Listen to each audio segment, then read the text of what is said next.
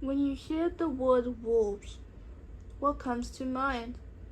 Perhaps the story of the three little pigs, or even Little Red Riding Hood, or maybe monsters comes to your mind. Ravenous beasts killing people.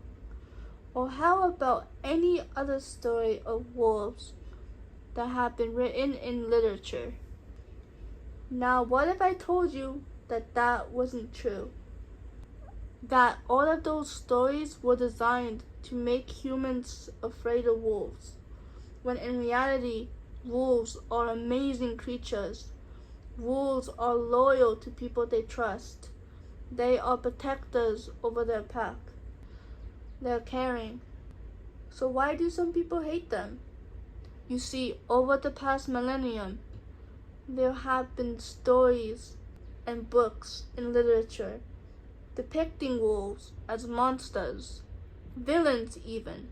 But that is not how we should be seeing them. We should be seeing them with compassion and kindness, not hatred and spite, with evil intent. Now, let me tell you the story of a girl who is a part of a wolf pack. There was this girl who roamed around in the forest every day after school. It was her Eden, her sanctuary, her safe haven. One day, she was heading home when she stopped in her tracks.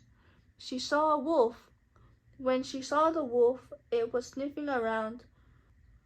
She stared into the wolf's eyes and she was not afraid of the wolf. She could tell that the wolf wouldn't hurt her. The wolf turned and walked away, and the girl headed home. The next day she came back to the spot where she saw the wolf again. They looked at each other and the wolf turned and it started to go somewhere.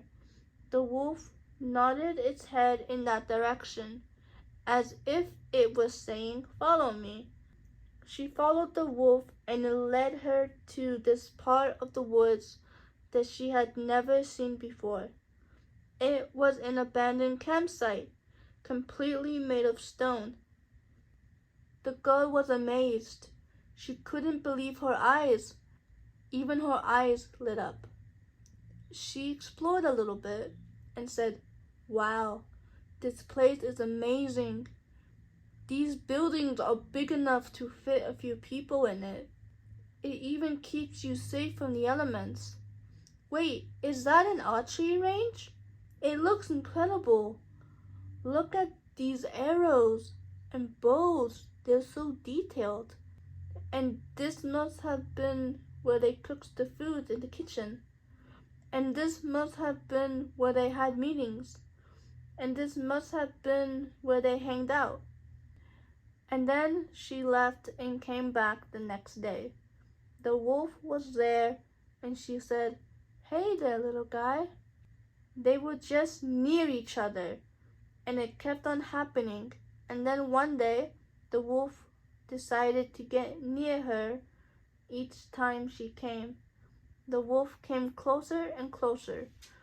Each time she was there, she would be doing something, and the wolf would be near her. One day, the wolf wanted affection, and the wolf rubbed its head over the girl's body. She pet the wolf, and the wolf let her pet it. One day, she stayed the night, and the wolf stayed with her. The next morning, she woke up, and she saw that the wolf stayed with her. She said, "Good morning, little guy." She turned to see that the wolf got her some apples to eat. She ate the apples.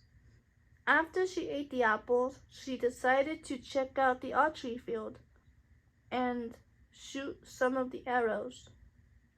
When she shot the arrows would sometimes hit the bullseye. Other times, it wouldn't. After that, she would write stories about the campsite. In the stories, it tells about how the lives of the people at the campsite was like, what they did, what they wore, what they looked like, how they acted, and other stuff like that. After that, she heard rustling in the bushes. She saw other wolves. She turned to the wolf and said, "I'm guessing they're with you?" The other wolves went to her after seeing that the wolf wouldn't hurt them. The other wolves rubbed their head over the girl's body. She pet the wolves, and the wolves let her pet them. She then laid down on the ground, and the wolves licked her face and hands, and she would play with them. She realized that the wolves have adopted her or even accepted her into her pack.